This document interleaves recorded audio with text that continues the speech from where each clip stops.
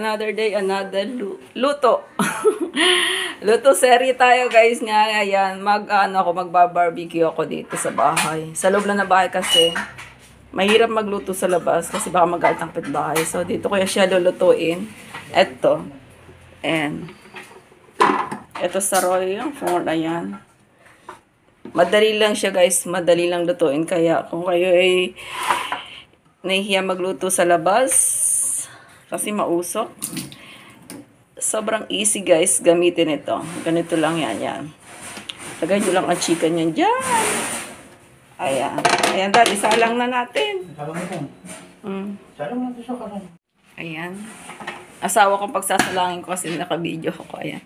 Isalang nyo dyan. Ayan. Ganyan lang guys, isasalang nyo lang yan. Sa kalan. Ayan.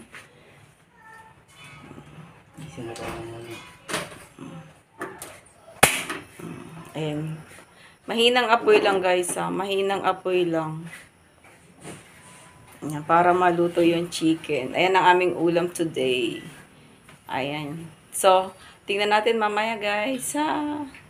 Check natin guys ha. I-check natin.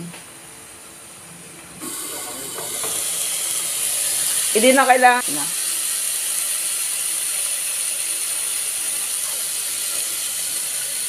Hindi pa. Takpan ulit natin guys. Yan. Check na natin.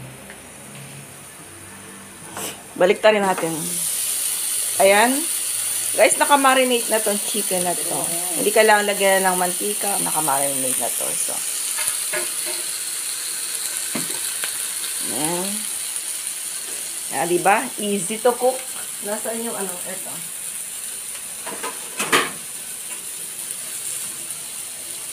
Baliktarin natin guys. Wow. Less ano na kayo guys dito. Oil.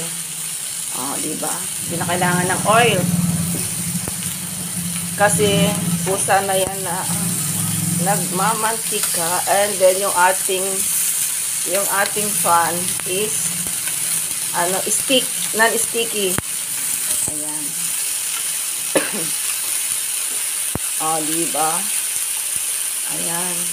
Kaya imbis na magpauso kayo mag-barbecue sa labas, ganito na lang guys gawin nyo kasi napakadali lang. Yung mga barbecue nyo guys, di ba may nabibili mga tuhog-tuhog na barbecue? Yan, pwede yan dito guys. So, i-close natin. After 5 minutes again. Ayan. Natin. Maubo ako. Darating na kasi estudyante ko kung kailangan may kainin. Ayan.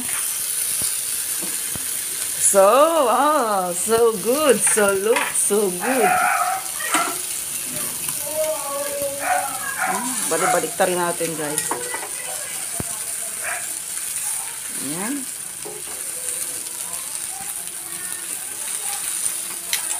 Then yung asawa ko, guys, nag-aayos ng kortina, guys. Kasi bumili ako ng ng hook na curtain holder.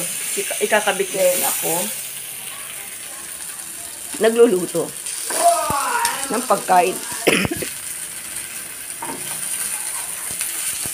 Ayan.